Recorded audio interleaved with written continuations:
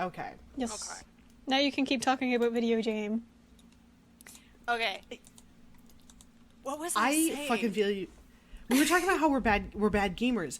I like I said, I bought the Breath of the Wild DLC, and it has the The what? Trial of the Sword or whatever. There's Breath of the Wild DLC. It adds, it's you get some gear. Champion's Ballad has There's 2 DLCs. I could talk about them for a while. We're not talking about Breath of the Wild, but one of them is like, here's Master Mode, which is like a harder mode, and the Trial of the Sword, which lets you upgrade your Master Sword. Second DLC is Champion's Ballad, and it's like, here, go do like 3 more shrines, and then you can use a funny electricity more often. And so I have done most of it. I haven't done Master Mode because it doesn't seem fun to me. I don't need the game to be harder. Yeah, right. Because the way that it makes the game harder is stupid. But the Trial of the Sword is supposedly really good. And there's 3 layers to it. And I have only finished the first layer. And I was like, okay, that was like tough, but maybe I can do the next one. I pop into the second layer, and it's like, you go in and you don't have any gear, you don't have any armor, you just have to survive, and it's like hard as fuck to heal. Right. You get like no food. And I'm like, I'm not a good enough gamer for this. I'm not a good enough gamer. You know, I keep... And that... Go ahead. What haunts me is there's an even harder one after it. No! I will never have an upgraded Master Sword in Breath of the Wild. I'm sorry, Link. Oh, no. I'm so sorry, my little man. I just can't do it. Like, I truly do appreciate the challenge of a video game and the artistry that goes into making a satisfying, like, boss fight and shit, but I don't know if I'm just slow on the uptake or what, but I can't fucking read enemy telegraphs for shit. I just can't. Some of them are a little It's like- hard. Like, everybody keeps saying, like, oh, fucking Dark Souls is really good, and it's, like, actually a good, like, entry into the series, or the genre, rather, because you can, like, they got good bosses, and they're designed well, and you can watch them move and, like, get used to attack patterns and shit, and it's like, I can't. I can't. I just can't. Dark Souls does not jive with my style of games, which is do more damage than the enemy does to you as fast as possible. Yeah. And I'm like, no. None of this, like, dodging around and waiting. No. No. I need to kill it as fast as possible. Yeah. And be as powerful as possible, which is not it's like not really a valid way to play that game. If I'm not a sexy epic tank, what's the point? You will That literally, like, that is why I play a tank in Final Fantasy, is because I can just press my fucking shield button and I don't have to worry about it. Yeah. Or if I'm like, oh man, the boss is telegraphing something, I don't know what it is. Oh, wait a minute, there's a cast bar. I can read what it's telegraphing me, and I can act appropriately. Yeah. But everybody's just like, oh, just watch the boss and then do a dodge when you see it move its... I won't. I do not know how people do, like, high DPS, low health care. Like, in fucking Overwatch, No. Tracer, impossible. Impossible. They're like, oh, she moves fast, she has high damage. I don't care. She's baby and she dies instantly because I'm stupid. And I run up to the big tank and I go pew pew pew pew pew pew pew with my stupid little guns, and then the tank goes punch and I'm dead. Right? I have no, like, battle sense in a video game, like, at all. I run straight into danger and I die immediately. Worm. No tactics, no thoughts, just vibes. I think the only time I've Listen. ever felt smart in a video game was in Undertale. Because, like, I get That's that valid. game. I get it. I get it. There was at no point in an Undertale fight where I felt smart. Oh, well, yeah. I do prefer map control, and it's why let's lead into it. This is why I prefer Splatoon, because it's all about fucking map control, and I can see like what's going on and where people are at, and it's less about like the slug out with just like an enemy, and more like, okay, I'm keeping track of all my shit, and it's like, you know, that's engaging to me. So. Yeah. It's like, oh god, I think the game's called like Dungeon Defenders, and it's like kind of like a tower defense. You set up like defenses, but then you also get to play a funny little guy who gets to run around and kill enemies. Oh, that's cool. It's a fun ass game. Yeah. It's great. And I'm like, this is my kind of shit. This is what I'm into. But yeah, there's so many video games in the world. There's so many of games. them. You can play whichever ones you like best. Yeah. There's so many video games, and you can play whatever ones you like best. There's racing games and fighting games and action adventure games and simulation games and visual novels. There's so many games. There's a lot of them. I feel like I'm about to lead into like an E3 presentation. Yeah. I'm here at Microsoft. Like, what's your pitch? Hit me with I'm here it. at Microsoft. We want to respect all gamers.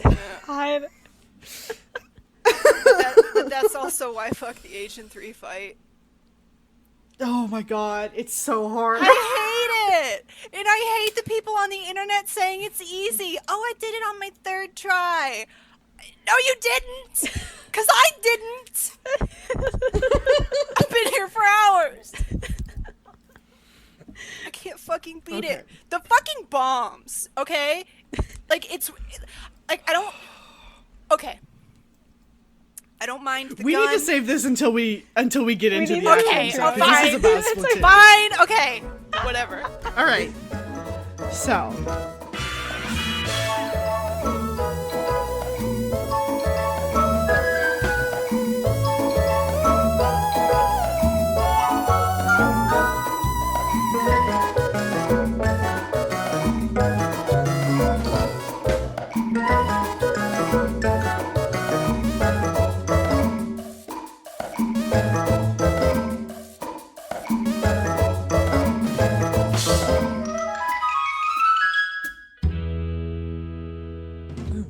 hello and welcome to Wikiboys, the podcast where 3 friends dive into the wonderful world of fandom wiki pages. I'm your host, Aster, and I use she and they pronouns. I'm Rook, and I use they them pronouns. Hi, I'm Nick, and I use they them pronouns. Guest. We have a guest. Hi! Guest. Yeah. And today, we're kids now, and we're squids now. We're talking about Splatoon. Yeah. You're a child now, you're a squiled now. Child and squiled is really good. But yes, so my mileage with Splatoon is I have actually only ever played Splatoon 2. We actually never had a Wii U ever. So I actually never got the chance to play the first Splatoon, but I could check, but I think it's about 80 hours in Splatoon 2. Because it like gripped me by the head and was like, you love this now. I listened to an entire podcast while playing Splatoon 2. Yeah, it'll do that to you. Because there was a point where I realized I was like, I can listen to so much podcast and play Splatoon. And I listened to all of Wolf 359. Oh, yeah. So that's my mileages. I never played Splatoon 1, but I played a lot of Splatoon 2, and I'm very excited for Splatoon 3. I have absolutely 0 mileage. I don't have a Wii U. I don't have a Switch. I want to play Splatoon. It looks very fun. I think the aesthetic is nice, and I know a little bit about the lore, and that's about it. That's valid. I'm surprised. I'm the Splatoon veteran here because I do have mileage with Splatoon 1.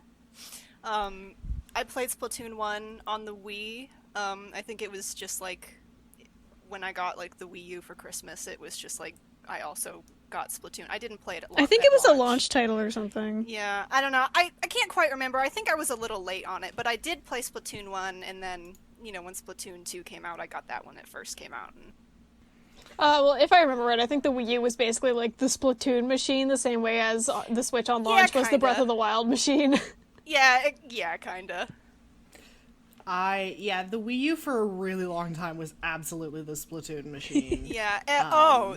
This will really separate me, is that because I played on Splatoon 1, I really enjoy using tilt controls actually for it. I know that makes me a fucking fake gamer, but I do enjoy the tilt controls. Here's the thing. Actually, it does not make you a fake gamer, unless it makes me a fake gamer, because I actually also prefer motion controls. At first, I was like, what the fuck? And then I turned them off, like, really early when I was playing the game, and I was like, actually, I hate this. I'm just gonna get used to the motion controls. Splatoon looks like the kind of game where playing it manually is, like, worse. From what I've seen of it, it doesn't look like it'd be fun to do all of it by yourself. I mean, no. The pros will, like, swear up and down that, like, the camera control with just the stick is better for it, but yeah, I but don't real know. gamers are I insane really and hurt their hands.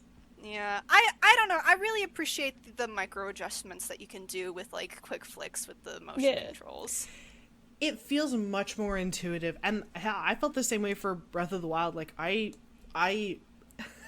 got used to gaming with just my Joy-Cons in my hands, like not connected in a controller, because it made it so much easier to like aim a bow. Oh my god. Oh, in Breath of the Wild? Like on the Wii. Yeah, and like on the Wii, I remember motion controls were dog shit. Yeah, but like the Switch, it seems like they figured it out better for the Switch.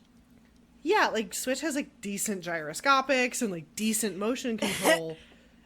And it has a pretty good level of subtlety and sophistication, so that you can actually aim and hit shit. Yeah, sorry, my noise was just decent is an understatement for the leap that Wii U to Switch motion controls. Oh my god. The fidelity on Joy-Cons is fucking insane. It's insane. I remember trying to play Twilight Princess for the Wii was a nightmare. And that's the reason why I never finished that game. Because you had to use motion controls, and on the Wii, they sucked ass. And the Wii proper? Aim a bow. Wii proper. Wii like proper OG was so Wii. fucking bad, dude. I don't know what they did with the Joy-Cons. They figured it out. They figured it. Well, what they did is they did trials through the Wii and the Wii U. Like, it's this was just like a decade-long beta period for the Switch. It's pretty fucking frightening. There's a party game called 1-2 Switch.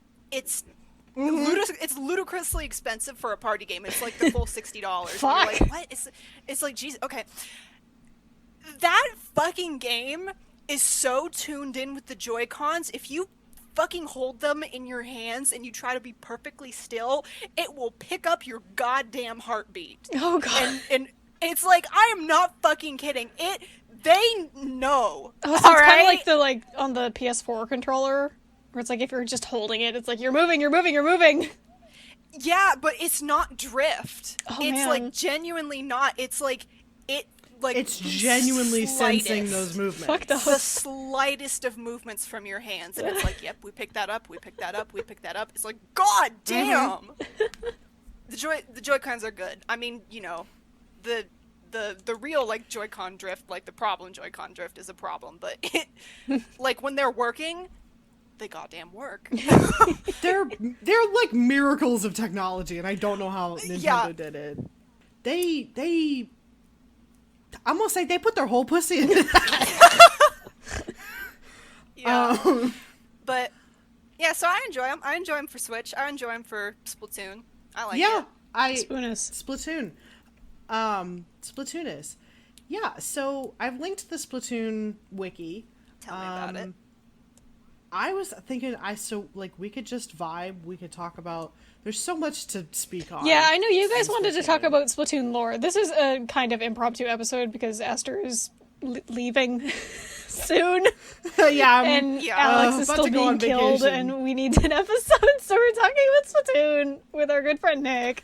What I do think is very cute is this main page pulls data on like the stage schedule. Yeah, I'm looking at what's that. in the shop and Salmon Run, and I think that's really cute. Like I love that there's lots of places that do this, and like if you have the Nintendo Online app, you can also do it there. But like I love to look at what it's up to. I love to see that I could go play Rainmaker right now, which I wouldn't do because I hate Rainmaker. Rainmaker fucking sucks. I hate it. But yeah, it's the worst. I hate Rainmaker. Even stupid Clam Blitz is better. I know, right?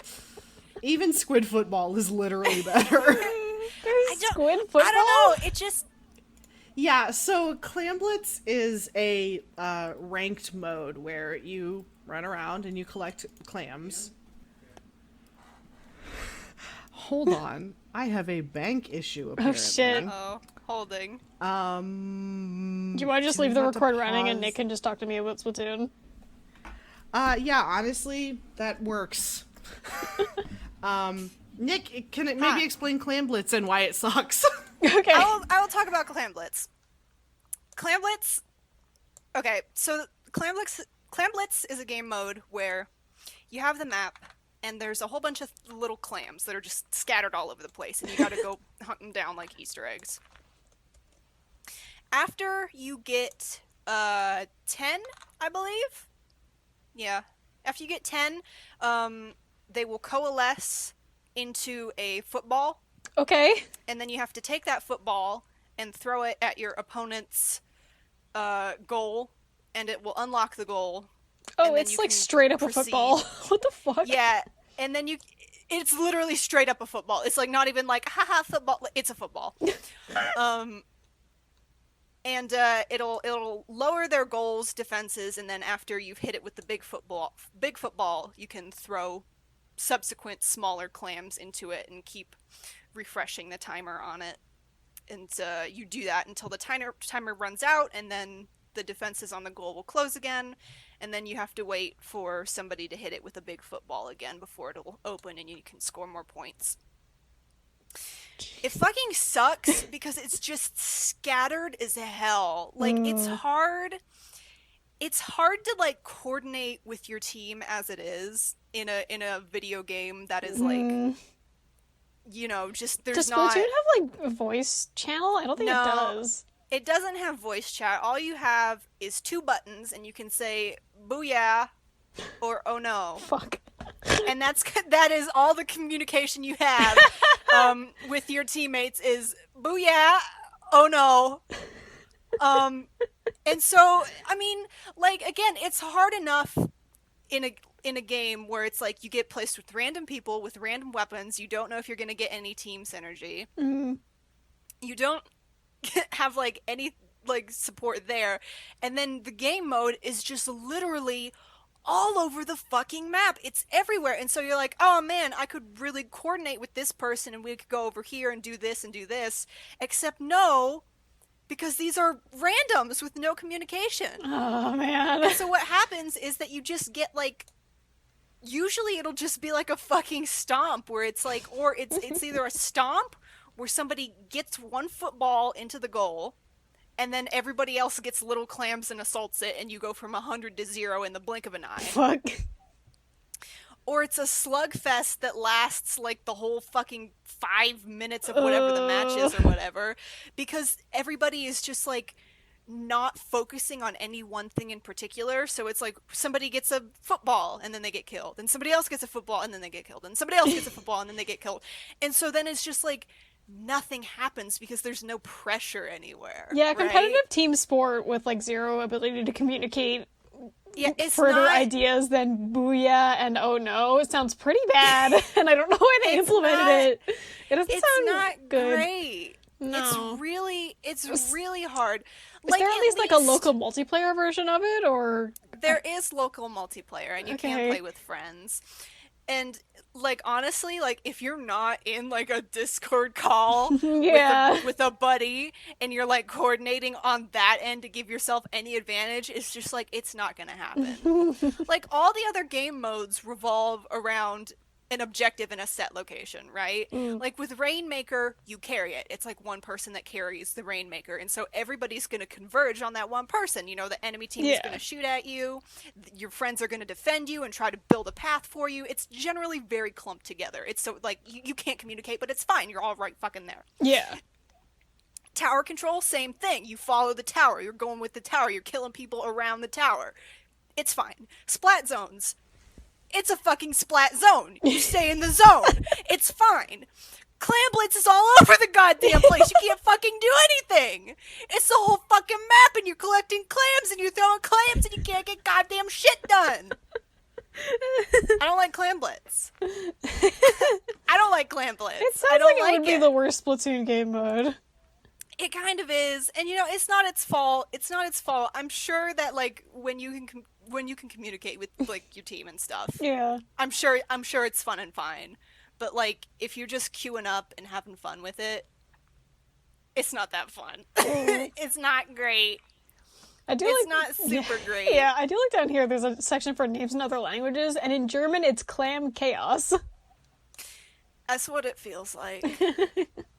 That's what it feels like. I'm not sure. I'm trying to see if there's lore on why it's a football. I'm actually just gonna search football and see what it says. Oh, it has clams inside of it. No, it's just a football. It seems like it's just an American football for shits and giggles and funsies. It seems like it's just an American football for shits and giggles, yeah.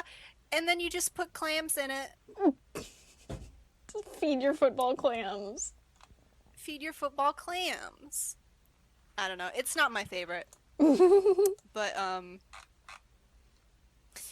I think it's worse on certain maps that have, like, weird elevations. Yeah, there's probably at least one map that's, like, the best one for clam football. Yeah. When I play it, I personally prefer Blackbelly Skate Park. Just because, like, if you have your ink down, you can kind of just like swim anywhere and go anywhere. Cause like it is like it's like a skate park. It's just like, it's got like the curved pits of concrete and stuff. But, yeah, like, the fucking skating bowls. But for the skating bowls, but for the most part, it's pretty flat, and I feel like I can kind of get behind Black. Oh yeah, I'm looking at it, and I can tell that this would be easier to play football in. Yeah. But there's certain ones like Kelp Dome, which have the grates, like the what is the word I'm looking for? I want to say skyrise. It's not that. Catwalks. It's the catwalks. They fucking suck. They fucking suck to get up, and they fucking suck to get down, because you just have to walk your stupid kid ass. You can't swim up there. You can't be a squid. You have to be a kid, and you have to walk there. And it's like, God damn it, I'm just slow, and I feel like an asshole. Oh yeah, this doesn't look fun. It looks fun to splat in.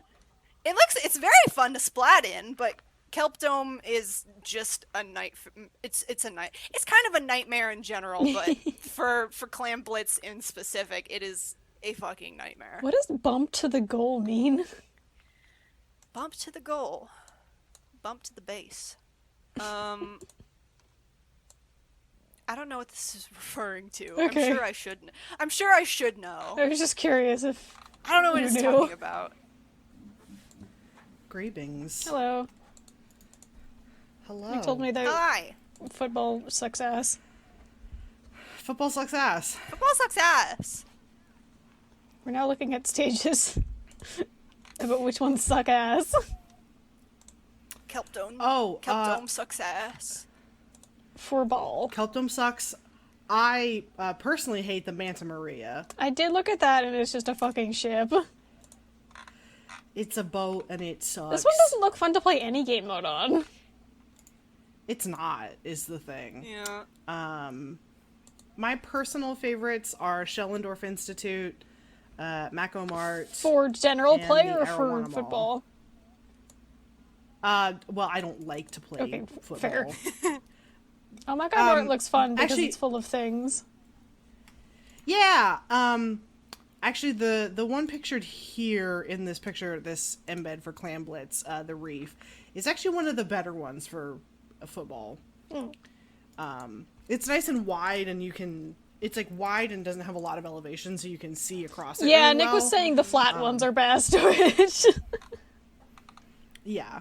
Mako Mart is also not bad for Clam Blitz because it's fairly flat. It's funny.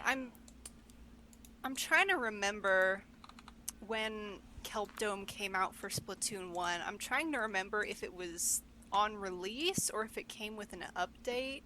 Because I feel like for a while I didn't have it in my rotation in Splatoon 1. And I think that's what made it funny when it came out with Splatoon 2 and it was like already there. I think. I can't quite remember. It was released on 11th of June 2015. It seems it was shown in the 7th of May 2015 Splatoon Nintendo Direct prior to being released. So it seems like it actually came out a little bit after. Yeah. You're so right. Okay, I Looking forgot. At it now, I didn't remember which one was Kelp Dome, and I'm looking at it now and I'm like, that fucking sucks. Yeah, because I remember, because I had the feeling, I just couldn't quite place it to the memory. I had the feeling because it was like a later one, and it was like, it came out and everybody was all excited for new maps. It was like, oh, new maps in Splatoon 1. Oh, wait. It fucking sucks here in Kelp Dome. Kelp Dome blows. And so then we got Splatoon 2 and it was like, oh, what stages are coming back? And it was like, Kelp Dome's coming back. And it's like, oh, great.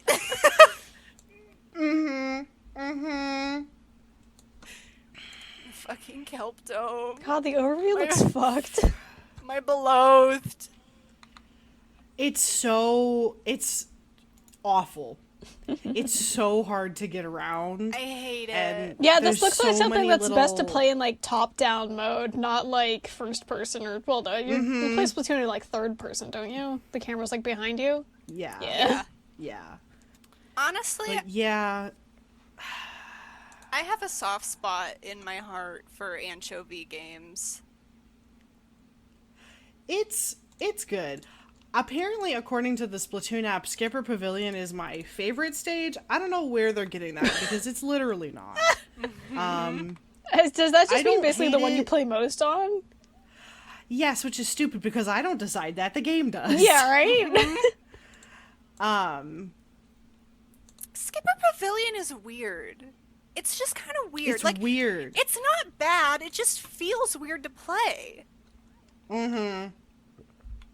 Like that middle. There's a it's a weird middle like section. rising tower one. Oh, is that Moray Towers? No, I'm looking at Skipper Pavilion. Tower was maybe not the word I Oh. wanted, but there's like levels to it. Yeah, it's very weird. I will say it is pretty ballin' during a Splatfest because like all the lights are off and there's Yeah, like I'm looking at the. Yeah. yeah, Splatfest is very fun. Honestly, that's the thing that I wish I could play Splatoon because the Splatfests sound very fun. It's super fun. I really love what they do. I wish I had a Switch. And I love what they do in the lead up to the Splatfests where they show the Yeah. the square getting like set up and there's like the boxes. Yeah, and the it truck sounds so comes in. cute. It's really charming. I really like that they do that and they don't just update it all at once. Yeah. Splatfests are so fun. And I love the angle too of like the fucking tournament announcers. It's real good. Yeah. I think what's also really, speaking of Splatfest, I'm actually genuinely shocked that it doesn't seem like we're getting a Zelda Splatfest for the anniversary. They did it really? for Mario. Is Mario just your special little guy? I thought mean, there were- yes, but like haven't they done a Zelda Link is also Splatfest your before? special little guy. No. Okay, I might be but thinking there of was fan art or precedent. something. There was precedent because just recently they did one for Mario's anniversary. It was like Mushroom versus Superstar or whatever. I wish they did Mario versus Luigi. Oh, But while like, we're here, go ahead, keep going. But I have a thought. I was just curious. I was like, then I was thinking, I was like, what the hell would you even? Would it be Link versus Ganon? Like, what the hell? Yeah, what would you do? Probably Triforce versus Sword or something. That makes sense. Yeah. Because I feel like the Zelda games don't really have it. A They consistent don't have enough like sort of it. like a harmless rivalry. Like Mario versus Luigi is like fun, or like Superstar versus Mushroom, but like Link versus Ganon is like, are you on the side of the light or are you on the side of they could do Calamity fucking- Ganon and his malice? I think all of the time about when it was like Squid versus Octoling, and everybody was just like, Pearl starts a race war. Okay, because the thing about that, that's gonna get us into lore. Okay, yeah. Wait, Nick, do you want to see your thought? Yes, go ahead. I will pull up Splatfest. Oh, I just wanted to ask you how you felt your experience was with Splatfests in judging. If you had like any particular feelings either way about how they got judged. Like how they call it. Yeah. My brain is not working. I don't know, the scoring is weird, but I like that it's not just like points earned. Yeah. I think that's better. I ask because I just wanted to pick your brain as somebody that hasn't played Splatoon 1, because that was a huge point of discourse for the longest while, was the Splatfest judging system, because it was pretty much always guaranteed that the less popular team would win the whole thing. Huh. Yeah, So, I remember that. And so it got adjustments in Splatoon 2, which have made that less the case, but for the longest while it was just like you kind of had to metagame about who you thought was gonna win and lose, and so try to like get yourself on the winning losing team with popularity, you know, so that you could get more super snails, which was also a more brutal system in Splatoon 1. Oh god. Terrible. They fixed Terrible. a lot. They fixed a lot between 1 and 2 with the super snail system and the judging and the... They made a lot of good changes, is the thing. Yeah, I also love that in Splatoon 2, the points that you get that go towards your team are called clout, which is very funny. It's very good. It's very good. Come get your clout, babes. The Splatfest theme descends from the heavens via fax machine. God, I love fucking pictures on Wikipedia pages when they're captioned. It's so good. Also, I love fax machines. so much. Also, that Splatoon 2, despite the fact that there's obviously no more Miiverse, they still have like drawing features, so you can put little doodles in, and on Splatfests they'll appear in the game as like neon signs, banners, fireworks, or graffiti. Oh, that's so cute. And I think it's cute. I'm glad that they put that element back in still, because I think that's one of the things people liked most about Splatoon 1 is doing Miiverse shit. Yeah. They do actually appear outside of Splatfests. They're just like regular graffiti on the walls, but they're a lot more pronounced during Splatfests because they light up and they glow. But yeah, we can get into lore. I don't know where to look for that though, so I'll need wiki links. Can we just literally click fax machine and get lore on fax machine? Because I'm pretty sure the fax machine has lore. I think it links to like I clicked it and it links to like a bunch of scrolls, and I was like, I don't know what this means. Oh, the sunken scrolls are abso-fucking-lutely where the lore is found. Okay. There's it's a page list of sunken scrolls. I don't remember if these are from the first game or not. I mean, Nick would probably be able to tell. These are... Well, if you click on it from fax machine, those will just give you the ones from the second game. Okay.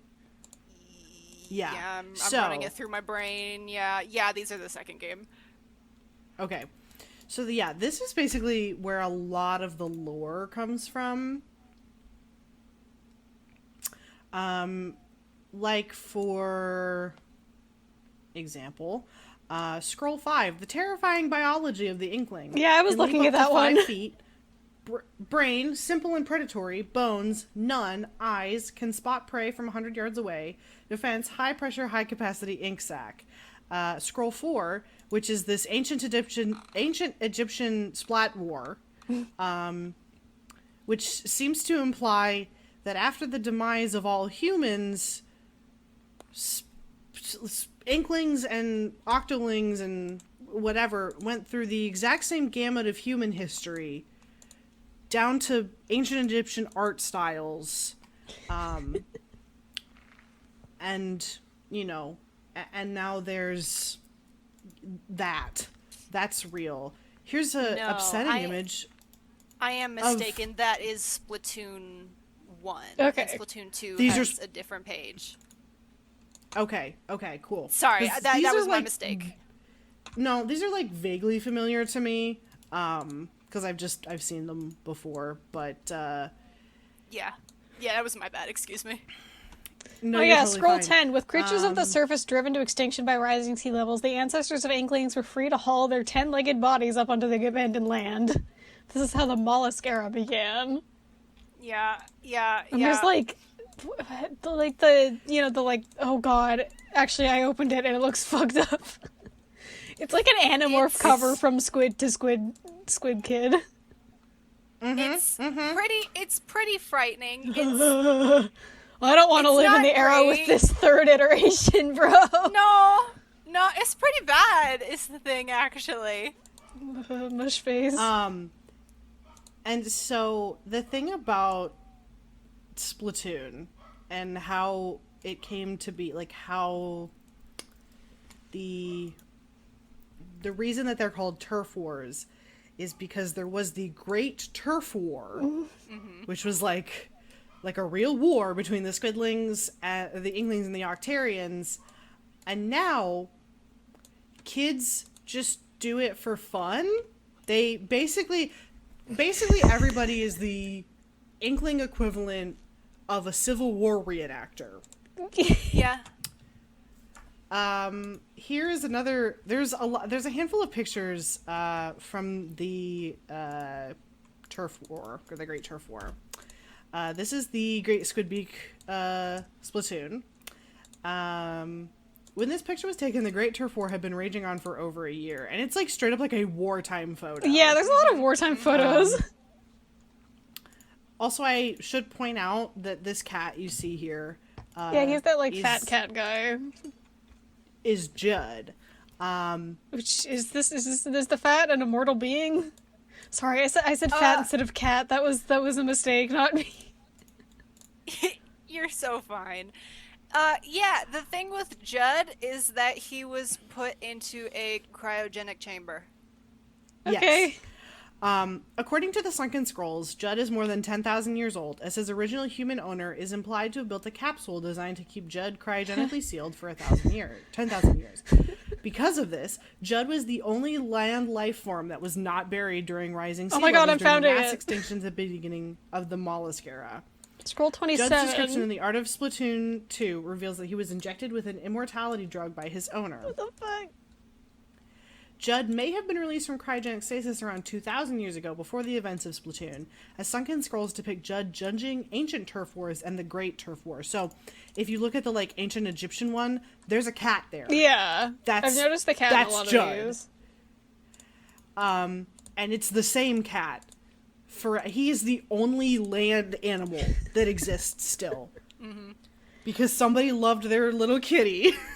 That much. Yeah, I'm looking at scroll 27. Oh, my beloved Judd. It seems the day has finally come. This capsule is designed to remain cryogenically sealed for 10,000 years.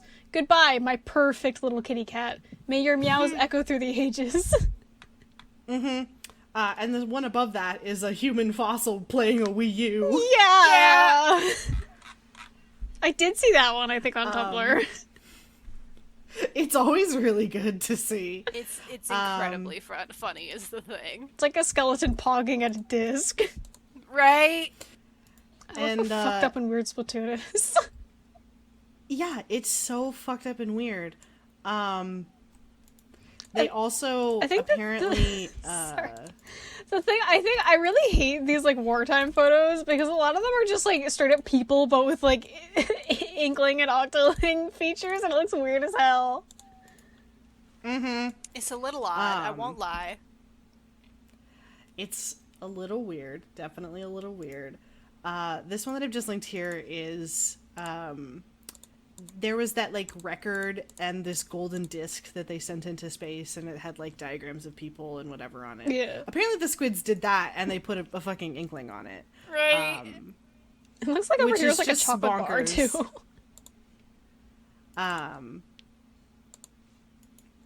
Possibly that could just be the background decoration because they're very like Yeah. collage-y. But yeah, I think Splatoon 2's Sunken Scrolls I'm opening them. also had some weird shit. Oh, just quickly before we move on, just because I need it to be super clear. Mm-hmm. The result of the turf war was that the Inklings won, and that the Octolings were forced to be in oppressed people underground. Yeah, They live in the dirt. They live in the dirt now. yeah, I think I heard the do line love- of like the Inklings won because of their superior number of limbs. Which I read a different one where the Inklings were actually getting stomped by Octolings because Inklings had to go to bed early. The lore is kind of fucking insane, is the thing. The lore is kind of fucking insane is the thing. So there's a lot of, some of it is like normal, like this one's one of my favorites. Sorry, here. I just this 12th... I just saw a Splatoon avocado toast picture. yeah, I love that one. Instagram, It's fucking scroll it's razzing so- on people putting photos on Instagram. Shut up. These must be some photographs taken by some young adult Inklings. Are these so-called tweenklings trying to convince their peers that their lives are exciting and full of meaning, or are they trying to convince themselves? It's very funny. I love also just the vibes of Squidstagram. Sorry, is there does Splatoon have a Bible?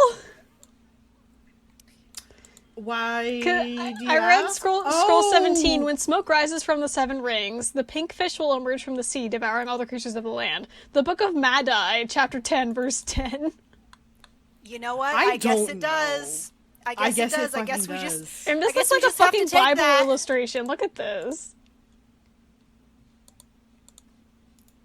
Yeah, I mean, I guess we just kind of have to fucking take that at face value, because what else am I supposed to do with I it? think it's the Bible. I think they have the Bible. Is there like, can I look up like Splatoon Book of Madai or whatever it is?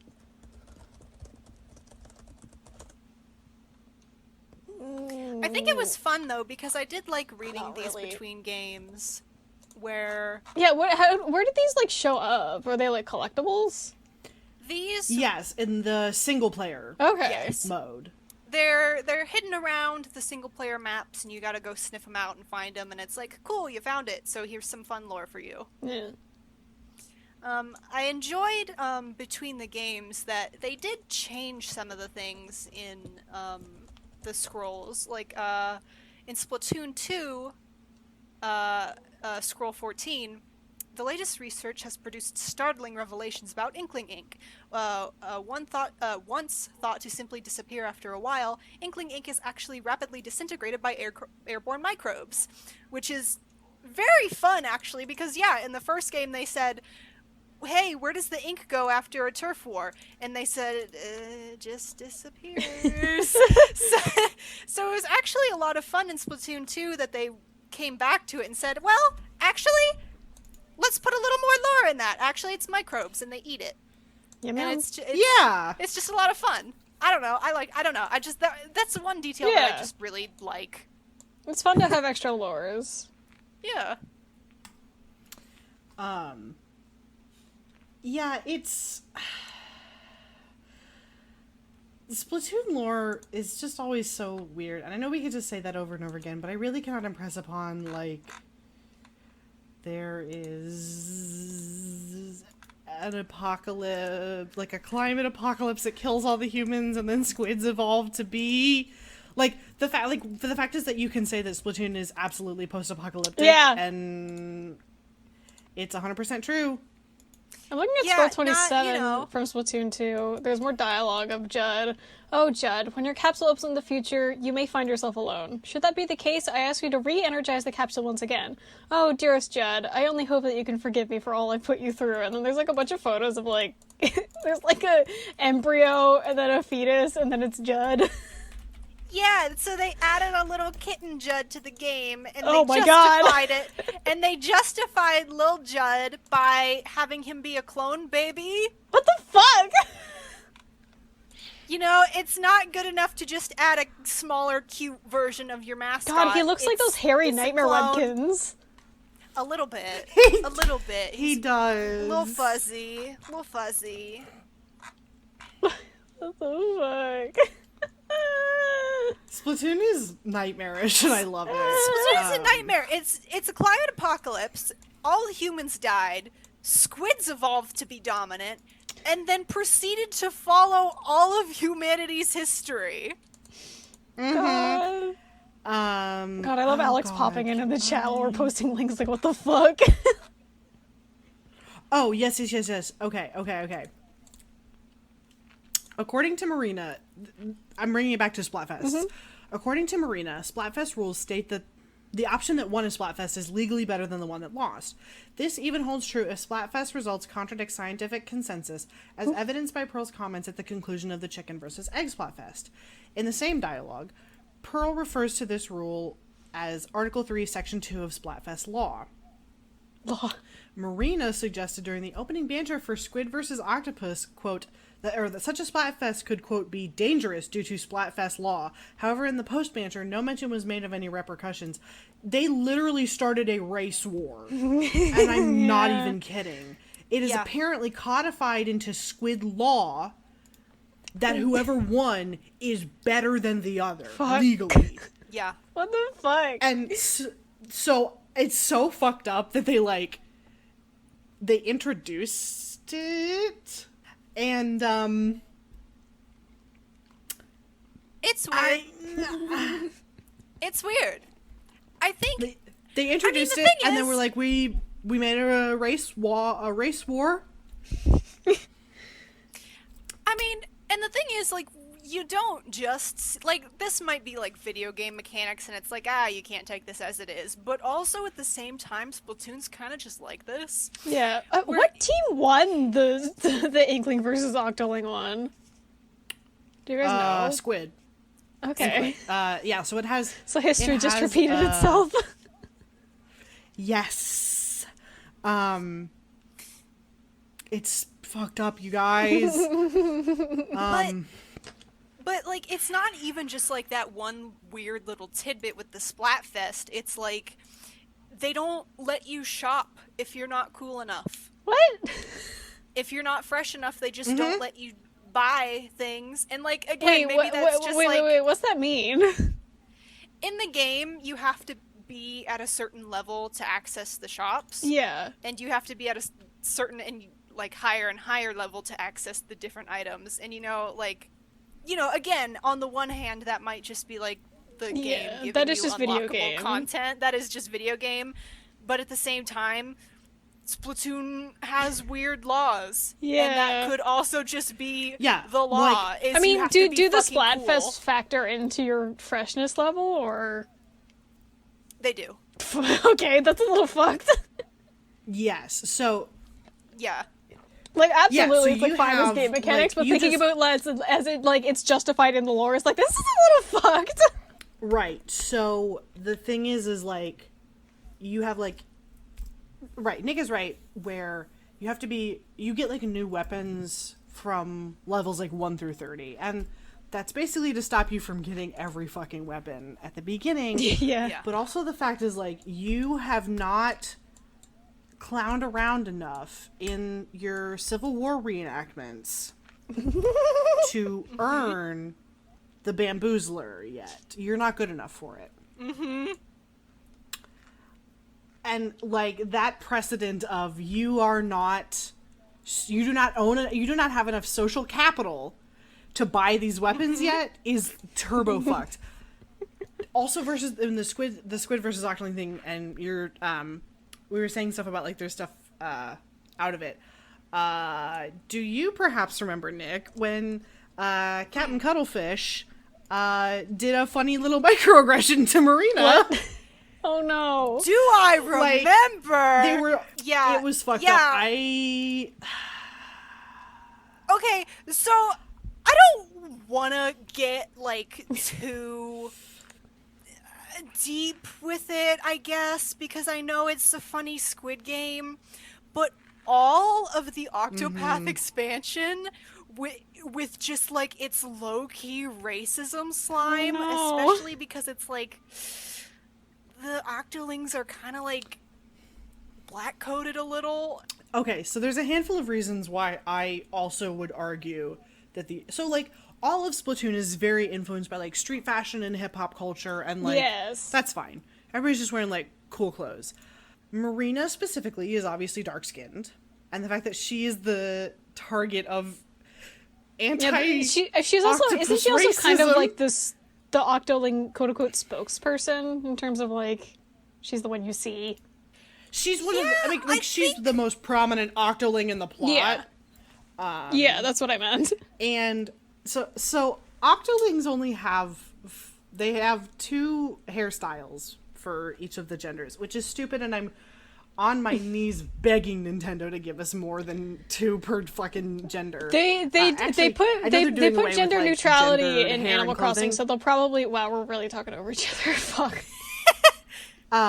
No, actually the trailer showed that you would be able to put any pants and any hair, but I'm also hoping that we get more than those 4 Octoling hairstyles. Cause do Inklings have more? For boys, one of them is straight up an afro.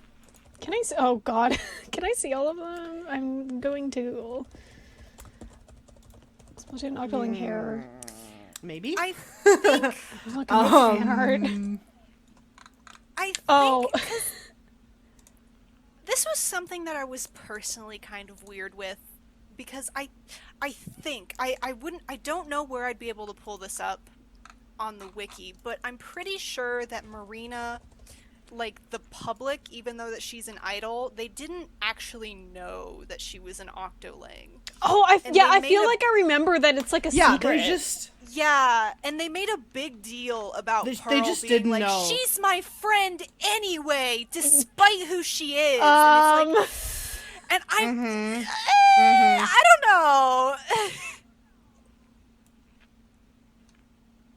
I don't know. It's kind of weird. It's kind of weird how they handle it a little bit. Sorry, I did just learn in her fun little trivia about Marina, just to bring the levity up. I'm about to bring it way down, so it's alright. The more we talk about Marina, the worse it gets. In Splatfest artwork, such as that of Tsuban versus Koshian, it is revealed that she officially has small, round ears like the enemy Octolings, but slightly bigger. Her ears are also smaller than the playable Octolings, due to her being based on a webfoot octopus rather than a Dumbo octopus, and I think that that's cute. It's very that she's good. like based off of a different kind of octopus. I think it's cute. There's also stuff here. Her preferred personal pronoun in Japanese is watashi. The fact that she pluralizes it to watashi ra rather than watashi tachi seems to indicate that she uses it to sound formal and not to sound feminine. She also tends to make many malapropisms, further indicating that she only recently learned the Inkling language. So yeah, like she doesn't speak Inkling quite right, which I think is like cute. Okay, I was not going to languages, but I saw a really bad looking body pillow, so I'm leaving. Oh no! Oh, I don't want to see the Octoling ass. Well, apparently people really want to see it. They want to see it so bad. It's Oh, I love that Marina's fans have a specific name in Japanese. Hidachi was the portmanteau of Marina's name, Ida and Tomodachi. It's cute. I love that. really good. Marina's friends. Oh, the English equivalent to this may be marination, a portmanteau of marina and nation. That's Oh, That's sorry. so fucking Marina funny. Nation, not... Wait, no. Marine Nation. Yeah, okay, so reading it as Marination is not completely out of the... I thought I read it wrong at first, but no, I did. I just didn't read it the way it wants me to. I also love,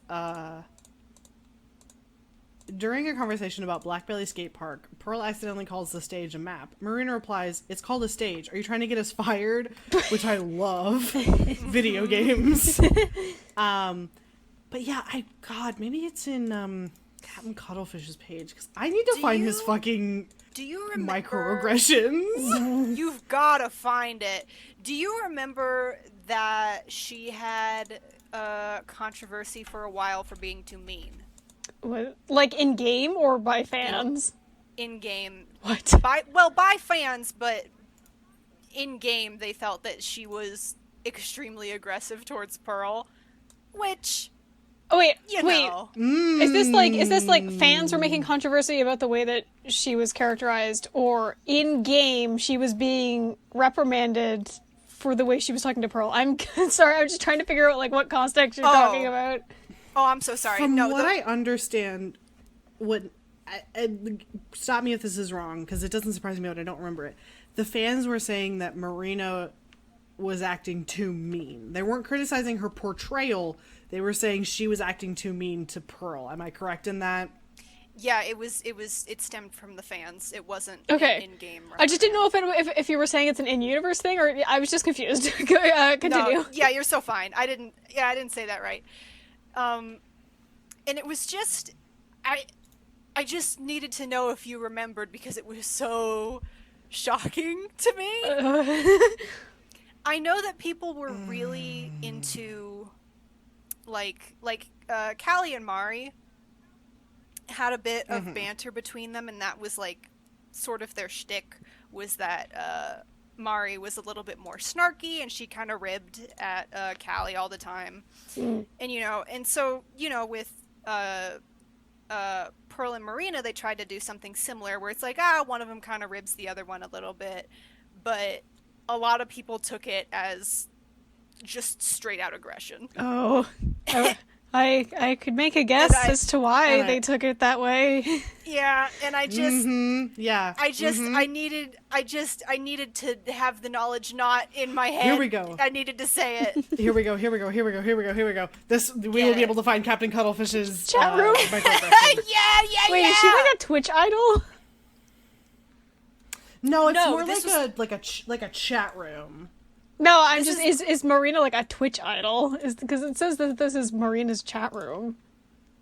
No, Marina Okay. is a regular singing idol. Okay. This particular chat room is like a private Discord server. Oh, okay.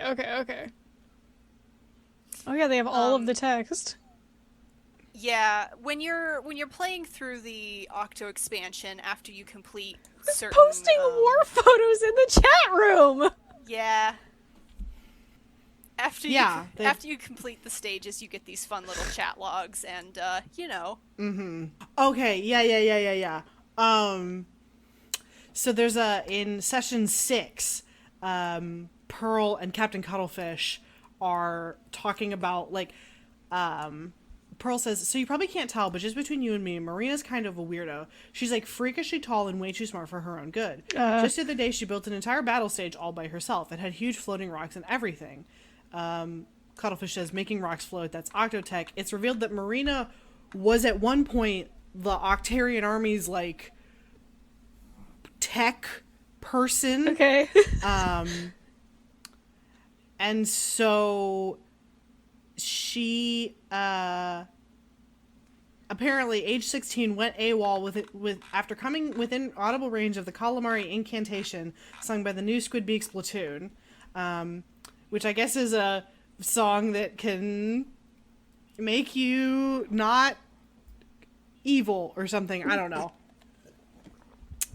So later, in that chat log, Pearl says, "She might have some skeletons in her closet, but who doesn't, am I right? Marina's one of the best people I know." Cuttlefish says, "I guess she's okay for an Octo. I swear, Cuttlefish, if you try to splat Marina, I will cut a fish. You got that?" And there was another one. I hate this fucking game, and I hate the chat logs. And I'm not sure. Okay. Session 10. Go No ahead. fan of the incantation is a foe of mine. I don't see species. It's I'm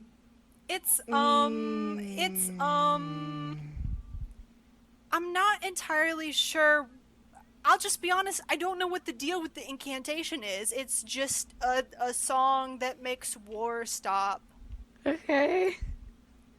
Yeah. The Calamari incantation is that the Squid Sisters song? Yeah, I mean, I was there for the finale of it in Splatoon 1, and it's literally I know what happened. I saw it, I played it.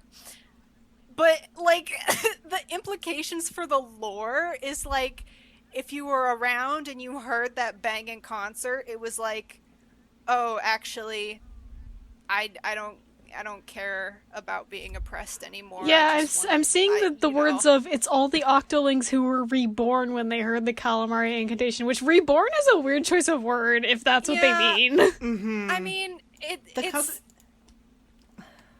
The customary chorus of Calamari Country. Nowadays, this song and dance may very well be carved into the very DNA of all Inklings. It began as a way to celebrate and show respect to the bounty of the sea. So... And in Splatoon 2, at the end of the single-player mode, was it Cal? Which one? Which one got nabbed by the Callie was Octolings? brainwashed. What? Yeah. Callie was brainwashed. So, not Pearl. So Callie's been brainwashed by the Octarians, and so she's like evil or whatever. Marie like comes in with a big fucking helicopter and like starts blasting the spicy calamari incantation, and it like unbrainwashes her sister. It's like that powerful. Okay, In Splatoon 2, it is shown that Octolings hearing the Calamari incantation are freed of their brainwashing and defect from the Octarian forces. What? I don't Sunken like Scroll the 2 implication. reveals that the final battle of Splatoon was somehow interpreted as an underground music show that Marina can be seen enjoying the song. The second Sunken Scroll. It's fucked up. It's fucked up. Like, they're oppressed, though, is the thing. Yeah.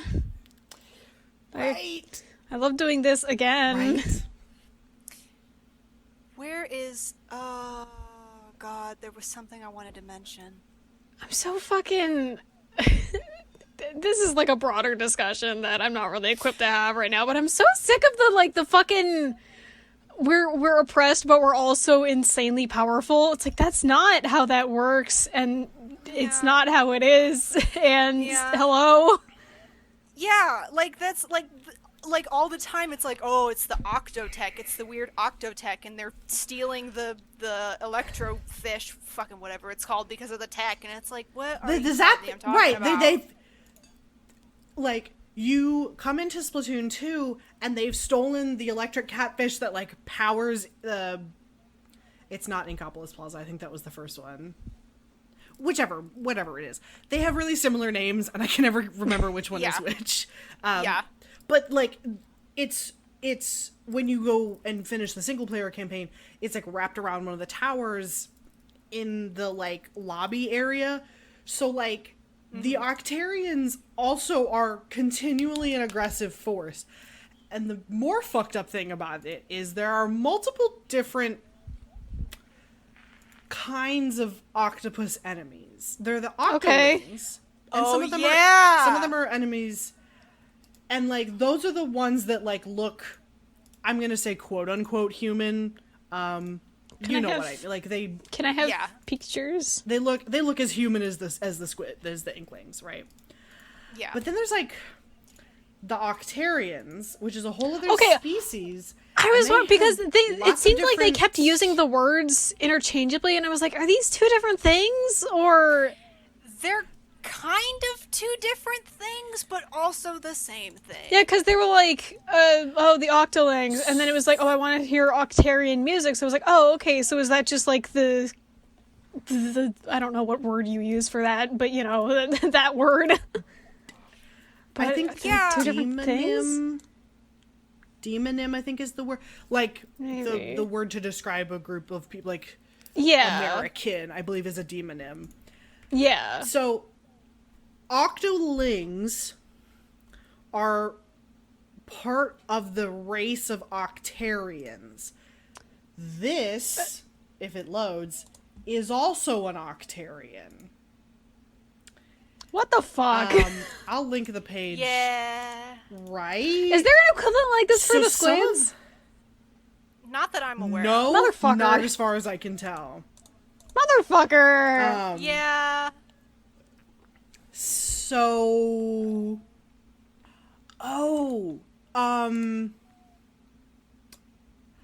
do you also remember the sanitized Octarians? What? Oh god, I just saw it. Yeah. What? Are these evil or They're like turbo evil. what the fuck? They're zombies. They're zombies. What? They're zombies. Kind of. Sanitized Octarians are a variant of Octarians that have been sterilized or disinfected. They resemble ordinary Octarians with different coloration. These Octarians have been sterilized with a type of primordial ooze created by Commander Tartar. The process of sanitizing results in the Octarian losing all sense of free will, allowing them to be controlled similar to robots, as seen with the dialogue from sanitized Octolings. Yeah, you can sanitize Octolings like the fucking people. What the Marina fuck? notes that sanitized Octarians appear to have no pulse or signs of life. Hey, And hey, there's even hey. music from the fucking sanitized dead fish. We have to tell Rook about Commander Tartar. We have to tell Rook about the ooze. We have to tell Rook. We have to tell Rook. Aster! That's right, and Tell me the about fangs! The fangs! The ooze. Fuck, and the ooze. That's right. Okay, so Okay. Yeah. And the fucking, in the Octo expansion, you fight these, like, sanitized Octolings who who are basically zombies. What the fuck? Okay, so just as a quick rundown for Rook. Yes. Hi. The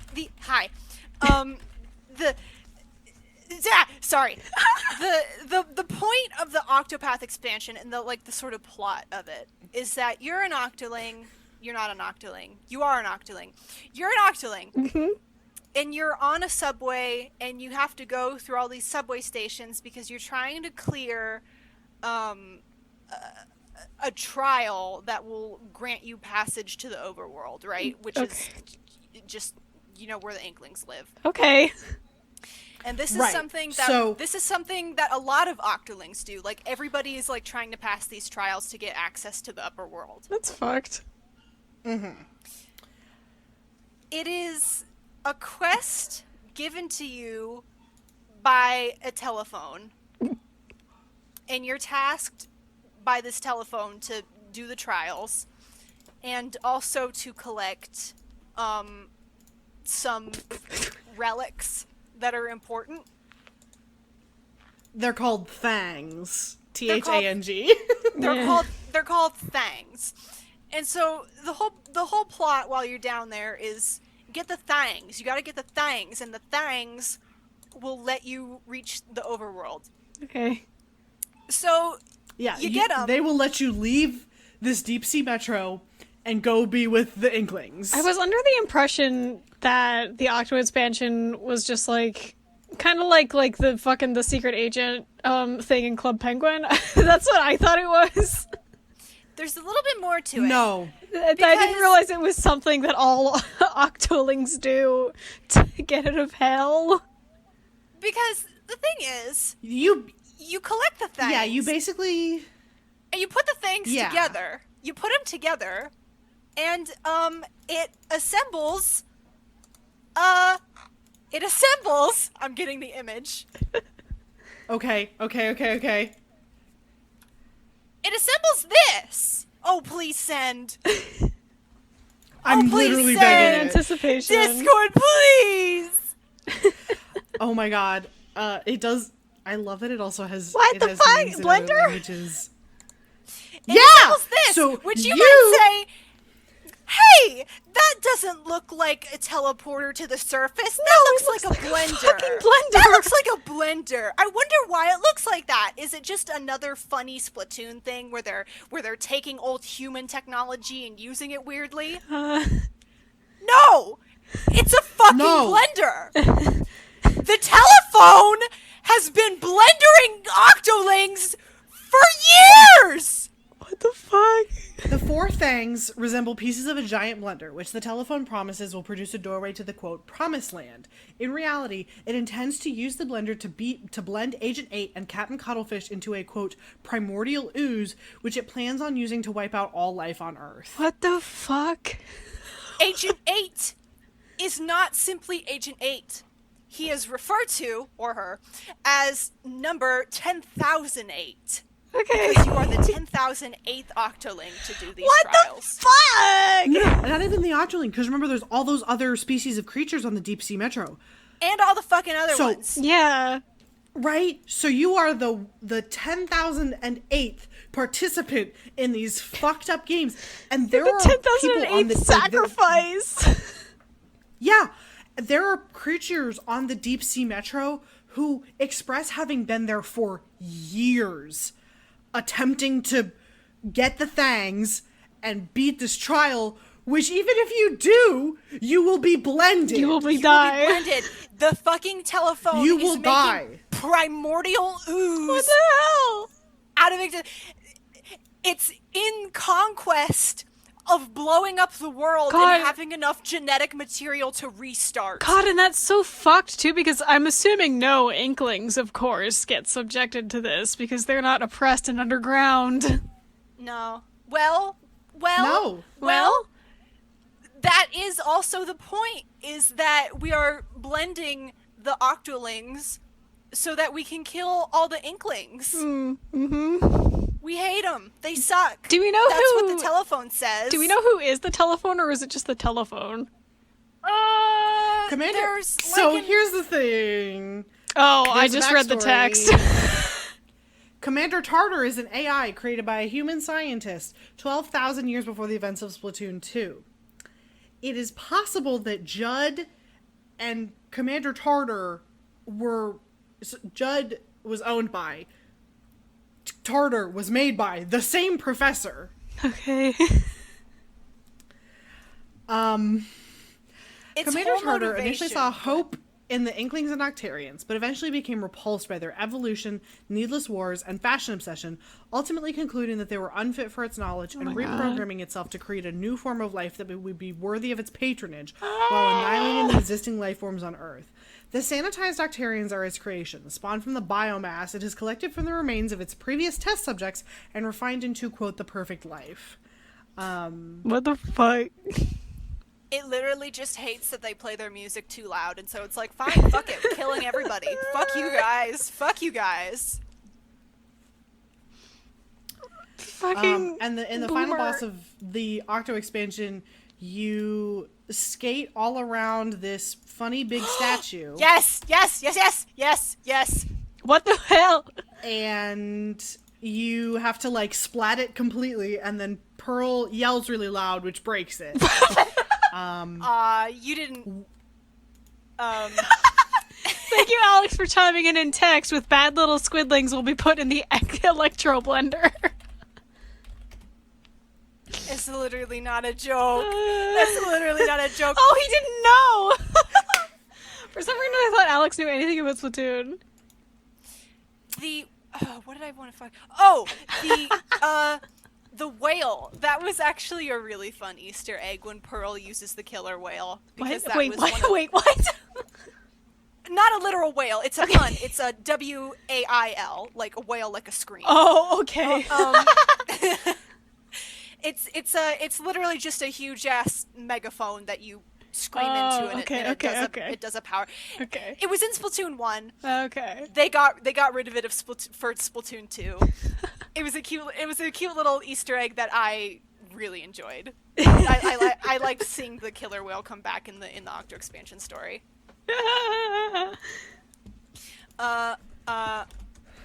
Yeah, so you cover it all in ink, and then Pearl yells really loud, and that kills it. Okay. Y'all don't know the fucking fear of being right in the way of a killer whale. You don't know I the don't terror. know. You don't get it. Was this a weapon you'd carry around, or was it something like in the map? It was your Was ultimate. it? What, Oh, yeah, it was like your ultimate weapon. I didn't know Splatoon had. Sorry, this picture of this like completely pink statue at this weird angle that it looks like it's pogging. Mm-hmm. It literally just has the horrible thing come out of its mouth. I forgot also that Pearl is from a rich family. Oh, Mhm. and she's her best family had friends personal with the shoppers that go press. to. It's really. I wonder who the commentators will be for Splatoon 3. I don't know. I'm so interested. I want to see them so bad. Give us. I want. What's some more. the what? I really like what we've Yes. seen so far of the Mad Max like Fury Road vibes. Yeah, I think of the it, only you know? screenshot I've seen of Splatoon 3 is like that inkling like staring at like the Eiffel Tower, I think, in the desert. Is that what it Yeah. was? Yeah, Pearl has killed the French. Yeah. Pearl killed the French. Damn, we got one Pearl that hates the Irish and another one that killed the French. I love it. Also, I'm gonna show off Pearl's cute look from the Octo expansion because I love it.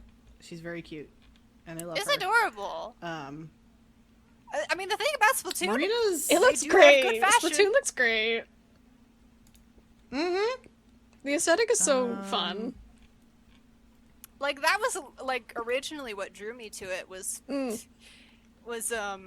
I used to just play Overwatch and I liked the big cartoony style of it, and it was like, oh, you know, Splatoon, big cartoony, I love it. Let's go. And then fucking Tupac God. Tupac Marina. Oh man, the head wrap looks really weird around her. The headband is so hair. funny. Yeah, I love the vibes of Pearl being visual and the Octo expansion being visually based off of the Notorious B.I.G. Yeah. and Marina being visually based off of Tupac. God, yeah, I remember It's people such a calling Pearl vibe. Biggie or something. Yeah, that's why, because these outfits are inspired by Tupac and Biggie. That's cute. And a lot of the stage names in the Octo expansion, at least in English, are references to like lots of different rap songs. Yeah, I think all the languages should be on the pages if you wanted to like find out what they are. What the fuck? Sorry, I just scrolled down to on telephone. In every single language of Japanese, Dutch, French, German, Italian, Spanish, it's just telephone. But in Russian, it's a portmanteau of telephone and phobos, the personification of fear. That's Why is fucking Russian going hilarious. ham? I think Russian is just kind of like that. God, and Tartar in Russian is grinder. Yep. My God. For example, one of the stations is called All Eyes Z, a reference to All Eyes on Me. The title and subtitle are a reference to Tupac Shakur's 1996 song "Can't See Me," which appeared in his album All Eyes on Me. And so I think I like that a lot, that they really went back to the roots of like Splatoon's culture. And it felt like it wasn't just kind of like paying it lip service, I guess. It's like it at least took the time to acknowledge like, hey, this is where all of this like aesthetic and street fashion and stuff came from. And it was like, okay, so you guys know what's up. That's cool. And also just in general, it has this really cool, like, vaporwave kind of aesthetic, which I love. I forgot Splatoon had a manga. The music from the Octo expansion is fucking awesome. All the music in Splatoon is banging, but, like, the Octo expansion's music is so good. I did not know Splatoon got an animated series on YouTube in 2017. Huh? That is news to me as That's well. news to me. Huh? It's linked off of the manga page. Huh? I knew about the manga. The episodes are based on chapters 1 and 2 of the Splatoon manga. But yeah, I saw like on the corner here, there was like promo for the anime. It's like a magazine picture, and I was like, wait, for the what? Holy shit. Alright. Aw, man! I'm gonna make a really bad joke. I need you to run with me. Okay. It's a fucking shame that we aren't a big podcast with so many listeners, because if you read here, it says the episodes are available to be viewed on Korokoro's official YouTube channel, but are restricted to Japanese viewers. If only we had some sort of sponsorship. Stop. With some sort of service that could let us watch media that are locked to other regions. NordVPN hit us up. The slow realization of what Yeah, the I fuck was you were like, talking what about was was say? so good. I'm sorry. God. I'm sorry. I had second- to. No, it's funny No, as it's- hell. It's real fucking good. The fact, like, when you got to, but are restricted to Japanese viewers, I was like, I know what you're saying. God. I have to. I have to at least once. It's the joke meme of making any content is, sponsor! It's so good. Oh my god. I also forgot. We never talked about fucking Sea Cucumber. I love him. He's so mean. Oh, this thing. He's rude as hell. I love it. He's rude as fuck. He's a little guy, and sometimes he does this. What? Sometimes he does that, and I hate it What when the he hell? does that. It's like spider form. I don't like it. I don't like it. I also forgot about ISO Padre, who will give you the sets of the armor for like rewarding, for getting all the mem cakes. Yeah, I looked at Which mem cakes are, earlier. Which, I are they just like assume- fish cakes? I'm not sure what they are, because to me they look like novelty erasers. Well, to me they look a bit like Yeah. oh boy, I forget what they're actually called, but they're like the Japanese fish cakes that you can form into fun shapes. That's what they look like to me. You're actually both right. What? Oh, The mem cakes resemble erasers, specifically the kind that are shaped to look like certain things. What? This could be a reference to the fact that Agent 8's memories have been, quote, erased. The mem cakes also resemble kamaboko, That's a Japanese fish cake consisting of pureed fish that can be shaped into looking like various things. They're both When right. mem cakes are viewed from a certain angle, some white speckles can be seen reflecting off of it, where the same effect is also present on kamaboko. Kamaboko, the Kamabo Corporation, which the little dude, Sea Cucumber, works for, is derived from this as well. So you are both right. They are both made to resemble fish cakes and erasers. oh, Shaking your hand, Nick. thank you. And they also have little poems with them. What? Yeah. All memcake descriptions are written in poems following the format ABBA. The poems also follow an 888 syllabic format. In the Japanese version, the poems follow the 57577 syllable format of tanka poems. But yeah, they all have little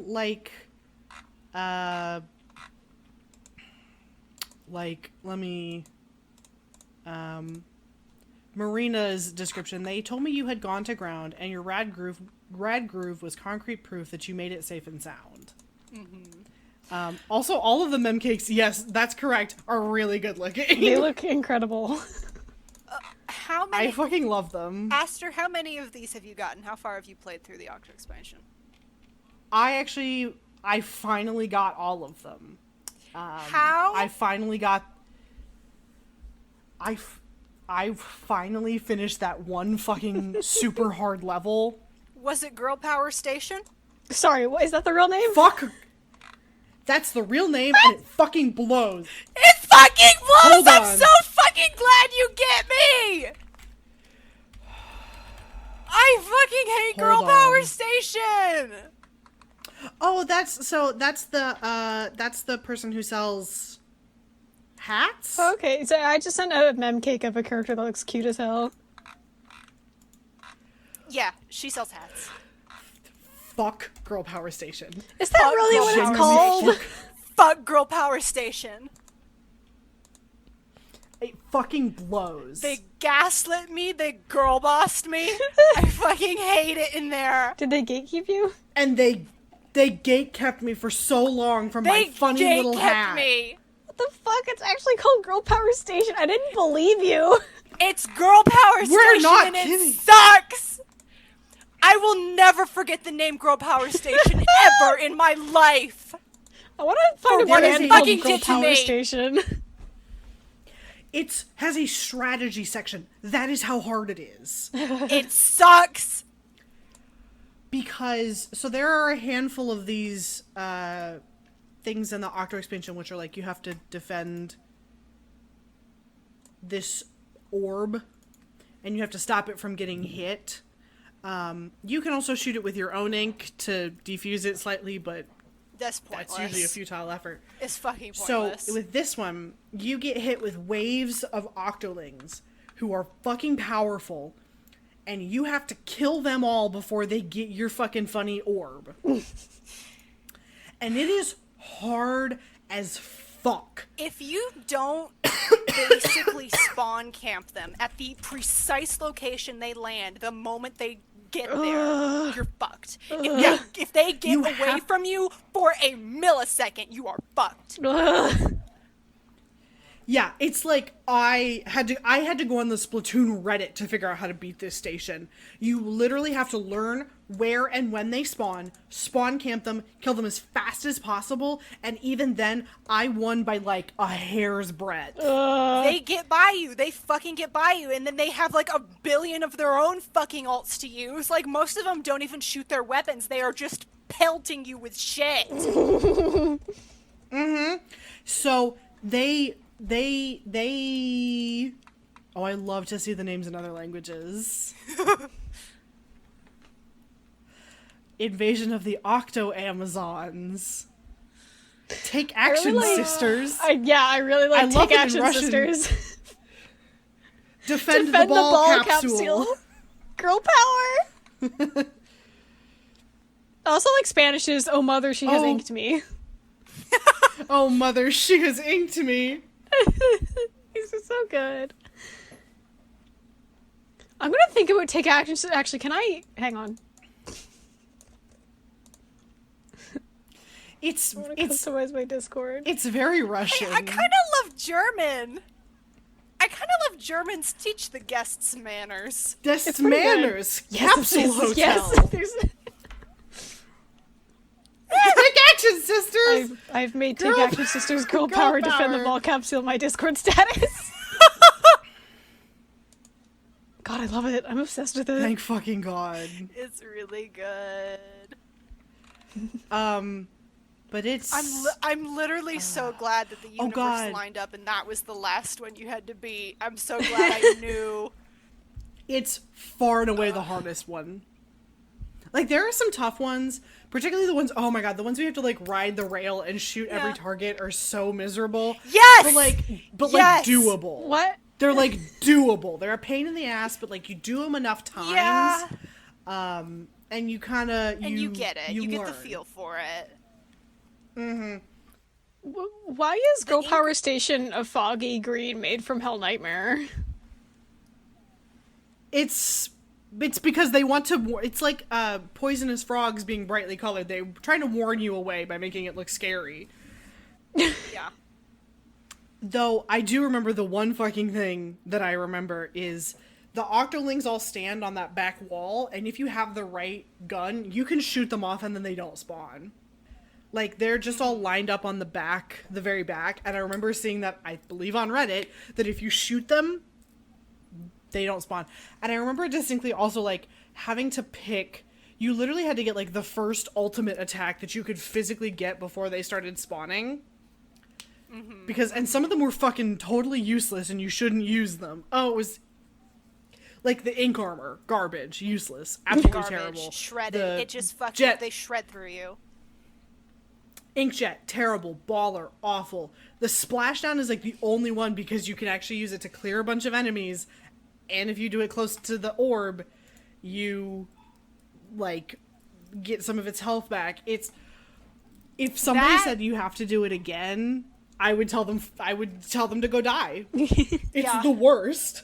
It's the fucking worst. And I remember because each of these levels that you do, you have to pay like a test fee or whatever from your funny little subway card. Go ahead.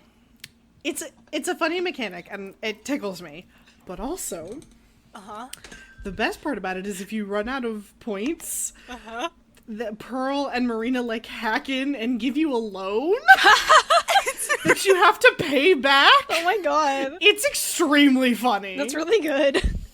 It also has a built-in easy mode is now enabled.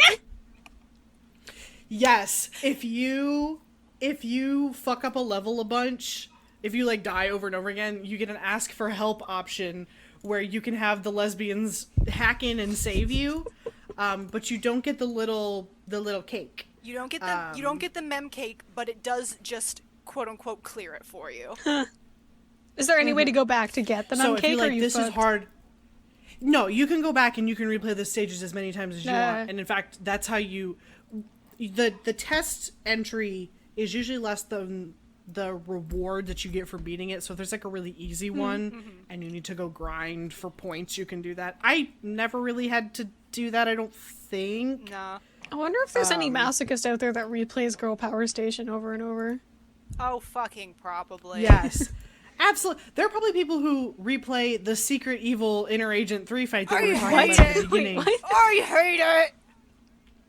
So, if I remember correctly, Inner Agent 3 is after you beat the expansion completely. You have all of the cakes. Agent 3 is the player character from the first Splatoon.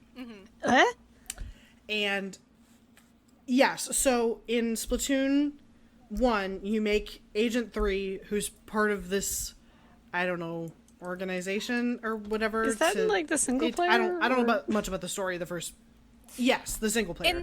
And then in the first... making that avatar is you make your multiplayer avatar at the same time. Okay. Are they different? No, I'm saying by designing your Agent 3. Oh, okay. You have made your single player. Same thing with Splatoon 2's single player, you make Agent 4. But so the Inner Agent 3 fight is basically you complete everything else in the Octo expansion. And then you go to this boarding platform and there's a locker. And you go to the locker and then you like enter into a mental domain where you replay a fight against Agent 3. Yeah. And Agent 3 is really good at Splatoon. Agent 3 is so fucking good at Splatoon. I have not beaten it yet. It's hard. I don't blame you. It's hard, and I don't care what the people on the internet say that they did it on their second try and their third try. They're wrong, and I hate them. It's hard. It makes me get like awful gamer sweat hands. Oh, God. So did a Girl Power Station. I got like terrible gamer sweat hands, and I like. Why is it called Girl Power? It's because they're all girls and they have the power. All of the enemies, and they have the power to wreck your shit. All of the enemies are female octolings. I'm gonna make a fake band called Girl Power Station. I would encourage that. I love making logos. I love that. It's fun to do it. I hate the Agent Inner 3 fight. I said that backwards. I hate it. Because there's such an emphasis on ink control that you don't get anywhere else in the game. Like, not to that extent when it comes to like versus a player battle. Like, even if you fight the Octolings in the other stages, you kind of don't have to worry about your ink tank. You just kind of go. Like, you go, you shoot them, you get them, and then you move on. And as you're moving on, you're getting your ink back, and it's fine. The ink management in the Inner Agent 3 fight is fucking laborious.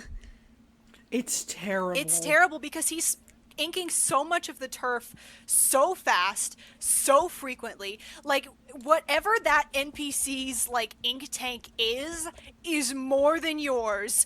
Because the bombs all the fucking time, the ultimates going off, just the straight shooting, you barely have a speck of land for yourself to get your ink back and maneuver through. It's like, no! Excuse me? It's fucking hard. I see. It's like a splat fight. I'm looking at gifs of it. Yes, it's a one-on-one splat battle where you are under-equipped. He's really wrecking your shit. And you know what your reward is for this? It's that, and it's ugly. A stupid little takoyaki hairpick ball. It's gold and it's ugly and I hate it. It sucks. I mean, it sucks. You know, I guess it's fucking fitting because I do feel like I've been fucking toothpicked after that fucking fight. Sorry. I'm also reading here on the Inner Agent 3 fight. The cool cape. It's so epic and cool. I'm noticing that there are 5 stages. I don't think I ever got past stage 3. What controls the way that Turf Agent 3 looks? Is it just what your Splatoon 2 avatar looks like, or? You actually design Agent 3, I think, cool. Splatoon 2. Yeah, you do. You basically get to say, here's what Agent 3 looked like. So if you played Splatoon 1, you get to make your little guy again. Yeah. Oh, sorry. That's a really good gif of Agent H spinning around. Yes. I also did not know this because a few game developers from The Legend of Zelda Breath of the Wild helped with the development of the Octo expansion. It is possible that the battle against Inner Agent 3 was intended to reference the first 4 boss battles in the Champions Battle, as, like the battle against Inner Agent 3, those take place inside of the player character's mind and are harder versions of previously fought bosses. I think that's maybe a little bit bullshit, but also the team... It's hard. Like, the teams being similar is like, okay, I get that. I can see the DNA. Yeah, I can absolutely see the DNA of you're fighting inside your brain, and it's hard as fuck. Though, the Champions Ballad ones are not as hard as the Inner Agent 3 fight. I beat the Champions Ballad fights on maybe my first or second try, and I think I lost... The first one I tried, I lost it a couple times because I was like, okay, I gotta like get used to this because you have like limited resources and your armor is shittier. But it's not nearly as fucking hard. I think the biggest fucking insult of that golden hairpin is is it even a 3 slaughter? I don't think it is. It is a 3 slaughter. Okay. And for a fucking minute, I thought, doesn't it only have 2 slots until you upgrade it with a snail? And I was about to be really mad because I couldn't remember. You're saying words at me. So each of every piece of gear in Splatoon can get... It has a base, like, special attribute. It makes your ink regenerate faster. It makes you move faster in ink. It helps you move faster over enemy ink. All sorts of things. Then they have 1 to 3 slots for additional bonuses. You got main stats and substats. Main stats and substats. And I did not realize that there were stats on the clothing in Splatoon. I thought it was just for fun. There's no. There are so many mechanics. Oh boy. There's so many mechanics. So, if you have a piece of gear that you really like the look of, or maybe you have something, it's also best to, if you can, have all three of the same substats. Because then you have one item that like really boosts a certain ability. So say you have a piece of gear, it has 2 slots available and they have the same substat. You can go give a funny little snail that you get from Splatfests and stuff to, is it merch? Put a snail on your takoyaki. Yes, I want to say yes though. It's merge. And so you give them a funny snail and you can add another slot. And then as you play with that gear, it basically gets experience points. And then when it gets enough experience points, it gets a new little subset. I am obsessed with the concept of brand loyalty giving you buffs. It literally does. It literally does. Oh my god. It literally does, because certain brands have certain quote unquote like favorite abilities, if you'll see here. I'm sorry, Famitsu gear? What the fuck? Yeah, I saw Famitsu is here. Yeah, the thing with the brands and the favorite abilities is that when you get a new substat on your clothing, it's randomly assigned. So you can get like literally anything. You could get main power up, or you could get ink resistance. But if your clothing is of a certain brand, you have it does just say there, you get a 5% higher, or a 5 times higher chance for it to be that one particular substat instead of just rolling something else randomly. So say you have I'm picking one here, one of my favorite brands, and yeah, I genuinely have favorite brands. Yeah. Rockenberg. Right? The Rockenberg boots are where the fuck it is at. So you get run speed up, and so it's much easier to get 3 run speeds up than it is to get 3 of any other thing. There's so many clothes in Splatoon. Brand loyalty genuinely gives you boons. That's so funny. I'll be real. I am entirely predictable. I love Incline? Tony Kensa. Okay. I love Tony Oh, Kensa. I fucking love Tony Kensa's shit. It's so good. It's all like graphic, like black Tony and Kensa. white. Oh, I It's see, I very see, I see. cool. I only said Incline because I saw that their logo is like black and white and CMYK. It's good. I mean, all of them are really fucking good. Oh is the yeah, I thing. see. Yeah, this is all black and white gear. God, I love how predictable you are. It's so good. I'm nothing if not predictable, and you know what? It's fine. I'm Hey, a parody of myself.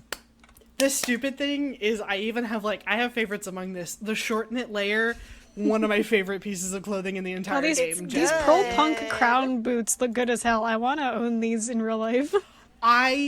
All of the Rockenberg shoes are killer. They're so cool. Rockenberg also has I feel like I'm remembering, like I'm looking at all this gear and I'm remembering like my go-to outfit, which was a pair of black Rockenbergs, the circle shades from Rockenberg, and the short knit layers shirt, and it looks good as fuck. I love to make my little squid kid look cool. It's so good. Like, I truly, like, I should care more about the stats and, like, what my build is, you know, in the game. But also, I'm doing this for fucking fashion. It very looks Right? like a funny dress-up game that has lore in it. Yeah. Which brand was the one that had the Ninja Squid red hoodie? Oh, I love the hoodie. Ninja Squid red hoodie. Let me see. And Splash I Mob love is a Ninja really good Squid. name for Splatoon clothing. I know Ninja Squid is kind of useful if you're good at the game and you can just swim slowly, but also fuck that. I love not leaving an ink trail and being able to zoom at the speed of sound, and it's like, where the fuck am I? Oh, I'm over here now. I got ya. I don't know. Maybe it's a crutch because I suck, but I love it. I love Ninja Squid. Sorry to be a gamer on main. No, it's fine. We brought you in to talk about gamer. I'm trying to... Are you saying the hoodie that has Ninja Squid? I thought it was a hoodie. I thought it was a red hoodie. The Zecco hoodie. Zecco hoodie! It's a good one. It's a good one. It's a good one. It's a good one. I like it. But yeah, no, I cannot stress to Rick enough the fact that, like, yes, if you have brand loyalty, you will have a better time. I have a couple outfits that have decent stats that I put on when I go into, like, when I would play ranked modes. But genuinely, sometimes I would go into the casual mode or whatever. It's not casual mode, like the free play or whatever. Turf War. And just put on the ugliest outfit possible to just grind for the, like, That's the real. little Every single tokens time, or all whatever. of the time, any game, any media, the best stat clothes look ugly as sin. I know. But the thing that I like is with the, like, there's so many mechanics in Splatoon. Yeah. But you can kind of, like, my high stat outfit that I wear in the ranked match, it looks good because I've specifically curated an outfit that looks good. You fucking spoiled bitch in Splatoon 2. You don't even know the pain of Splatoon 1 and the fucking re-rolling. We didn't have the shrimp tickets.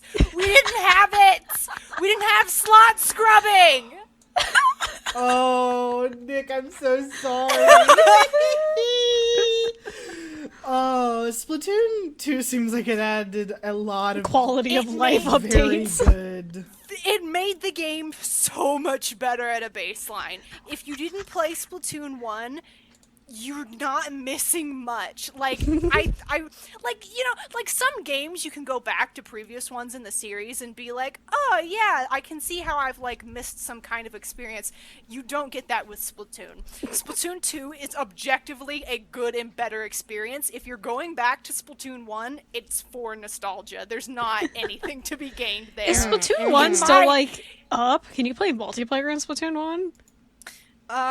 Yes, but the matches are Yes. gonna be slow. Fair it's gonna enough. take a while for you to find a lobby. Fair enough. Yeah. One more interesting thing about the clothes is a lot of them, unsurprisingly, are based off of real, you know, Yeah. street fashions. Particularly the shoes, because one time The shoes look real I was as hell. playing with these black Norimaki 750s, and Kyle walks up and he says, "Those are Yeezys." God, I love the vibes of having someone walk up to you and be like, you're wearing Yeezys. Yeah, he walks up and he's like, "Those are, like, literally Yeezys." And this happens all the time with a lot of the Iramakis are all, the Iramaki and Norimakis are all basically based off of different kinds of Yeezys. Sesame Salt 270s are designed and named to resemble Nike Air Max 270. Yeah. I mean, and I love that. I mean, even here, just on the trivia page for the Black Norimaki 750s, the name and strap design are based on the Adidas Yeezy Boost 750s, while the overall shape is based off the Adidas Tubular X. We've got it down to a fucking science, babes. Right, like they just, like, looked at popular street fashion sneakers and went, let's give them to the squids, and I love it. And I think I literally went through with my brother and I was like, can you tell me what those are based off of? Can you tell me what those are based off of? And, like, he Is he like a could. sneakerhead? Oh, yeah, he's a stupid little sneakerhead. Oh, you got one of those. Yeah. I love that, But, though. That's fun. Yeah, I think it's so fun that people who actually know about these subcultures. Yeah, I love when games can put, like, a reality point to them their out. funny little items. Yeah, and that's, like, and that kind of ties back to, like, some of the stages being named after, like, 90s rap and 90s and 80s pop and stuff. It felt a lot like, at no point does the street fashion and hip-hop influences of Splatoon feel unearned. It's very genuine. I think, and I like that a lot about it. It's a very genuine love letter to fashion and culture. Like, there is absolutely no, like, how do you do, fellow kids? Like, nah, I mean, the kids are here, you know? The squid kids are here. Yeah. The kids are here. And, like, it's if it is cheesy, it's, like, earnestly cheesy. Like, the fact that if you win a bunch of matches in a row with a weapon, it gains, like, freshness. Yeah. Or, like... The fucking clout. Yeah, and stuff like that. And clout. And so it's, like, sometimes it is a little bit, like, cringy or whatever, but, like, it still feels very earnest. It doesn't come off as, like, it's cringy because they're just using words. It's like, yeah, we're being kind of, like, retro throwback on purpose. We're using, you know, booyah and, you know, whatever. And I love that you can put, like, swimming flippers on your squid. Oh yeah, I'm there's looking fashion, at the flipper and then floppers. There's also Grizco, which is There's, like, camp anti-fashion. dad gear. Yeah. Yeah. Did we already link Fucking- Grizco? I was looking at it. Yeah. We could talk about... You can become a wage slave in Splatoon. If you'd like. There's a ghillie You suit? absolutely What? can. Why is there a ghillie suit? You know, why not? Why not? Why not? Oh my god, the moist ghillie suit is a fan-made piece of gear from the winner of the Famitsu magazine contest. Oh my god.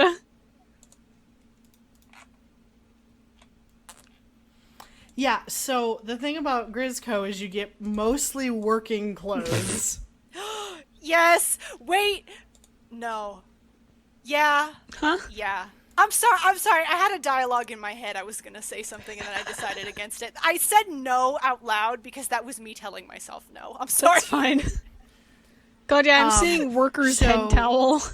Yeah. Right, like workers' Dust cap, Blocker welding 2000. vests. One of my genuine favorites is the record shop look, which I just love. I think it looks great. Oh, that looks awesome. It's so fun. You can be a little funny guy. But yeah, Grizco gets you like work boots and It's a very friendship funny. bracelet. And the way to get these clothes is Grizz, who is theoretically a bear, but he only ever talks through a bear-shaped radio. There's Okay. really no indication as to what Grizz actually is other than probably a bear. What if he's like Yeah, a tardigrade? So That's that would be really good.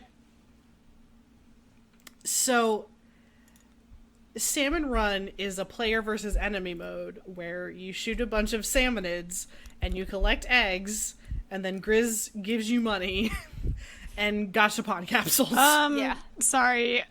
We didn't set a timer, did we?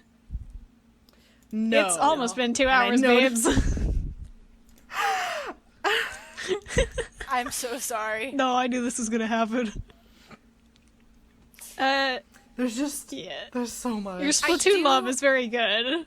I do have to snark a little bit that that we couldn't oppress the Octolings anymore because we made them playable, so we had to invent the Salmonids to oppress. Oh, is that? Did they not exist in Splatoon 1? Yeah. No, they didn't. They were not my in God. Splatoon 1. What the hell? That's fucked. It's weird. It's kind of weird. Yeah, because I was seeing in some of the scrolls too, there was like this whole thing of like the Salmonids wanting to bring about an apocalypse or something. Yeah. They're new to Splatoon 2, and I don't really know what their deal is other than they're fish and they have googly eyes. And Yeah. you just steal their eggs. They look like those toppers you could put on your pencil where if you squeeze them, their eyes pop out. Yeah, they pretty much just are. Jeez. One Oh, piece of good. trivia about them. The salmonid's willingness to die may be based on how salmon partaking in the salmon run, the actual phenomenon, die after spawning. The dying salmon play an important role in providing nutrients to life surrounding it, which may also be what the salmonid's belief of, quote, becoming one with the world is based off. They kind of just made an enemy that loves to die, so you don't feel bad about slaughtering literally hundreds of them. They give you a score counter afterwards. If you are in a high enough level with a good enough team, you can literally slaughter hundreds of salmonids. But God help you if you get in a match with somebody that doesn't like to use a sniper weapon. I don't even want to talk about bad players in Salmon Run. I'm gonna get heated. It's so... We're already 2 hours into this, or I would talk about Salmon Run more. But let it just be known, if you're listening and you don't play nice in Salmon Run... Listen, I understand not getting a weapon that you play a lot and being like, no, I'm not good with this. If you are purposefully throwing because you got a fucking sniper, I hate you. Yes. The whole point of Salmon Run is that you get randomly assigned a weapon and you just have to deal with it.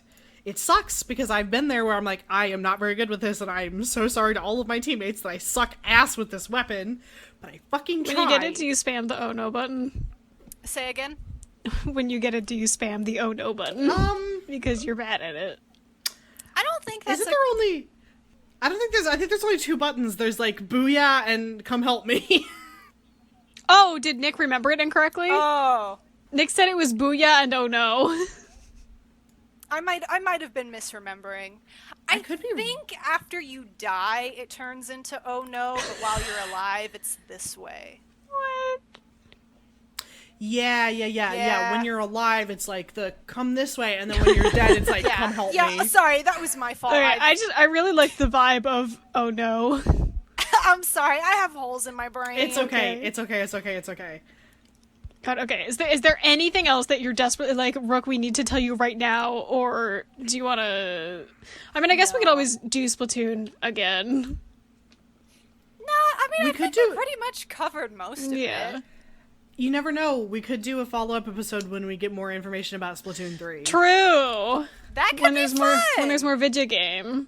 More video game for video game. Do we know when that's coming out? Yeah. Let's ask Google. I'm going to ask it nicely. I think they just said... I think they just said 2022. To be fair, release dates are kind of up in the air, but... yeah, it's just 2022. Okay. Damn. I want them Squid Kids. I want to be a squiled. Yeah. But yeah, if you guys don't have anything else that you're desperately want to put in my mouth, we can stop now. No, I mean, I got you Primordial Ooze. I got you... Yeah. Well, Aster got you microaggressions. Aster, just to shove this in the end of the episode because I'm a gamer. Okay. What weapon do you main? Oh, dualies. Absolutely dualies. Dualies? Alright. I am a filthy bucket main, and I'm not ashamed to admit Oh, you bucket fucker! God, I love the words you can say. Yeah, I don't care! I love the Tri-Slosher. Come at me for it. Honestly, slosher mains are more powerful than I am. Because my favorite thing about them is they'll just walk up and they'll just dump ink on you and then you're fucking dead. Yep. I'm out here rolling around with my little and I fucking die. I can't get a feel for the role, honestly. It's not natural to me. I don't know if maybe it's just my Splatoon 1 sensibilities, but the mobility that some of the weapons have now, like ink chargers keeping their charge instead of instantly losing it when you reposition, it's just fucking weird to me. I can't do it. But yeah. Video gaming. Yeah, gaming. Oh, video games. Video games. Y'all heard about video games? I've heard a lot about them. I'd love to play one day. I'd love to play one someday. But yeah, I'm usually do it. I always forget I'm usually do it even when I'm not hosting. It's fine. You can find us on You can find us on Twitter at WikiBoysPod. You can find me on Twitter at Twitgoing. You can find me on Twitter at NerdofGoodness. And you can find me on Twitter at SoftGrime. Is there any shit the squids say? Wait, wow, it's like, keep off the hook, stay frosty, or whatever. Don't get cooked, stay off the hook. Yeah, that. I love your version, though. It's really good. Get off the hook, stay frosty. They also, squids say many things. They say booyah, they say woomy. But yes, the sign off of Pearl and Marina is don't get hooked. Don't get cooked, stay off the hook. Until next time, stay fresh. Okay, we're stay done fresh.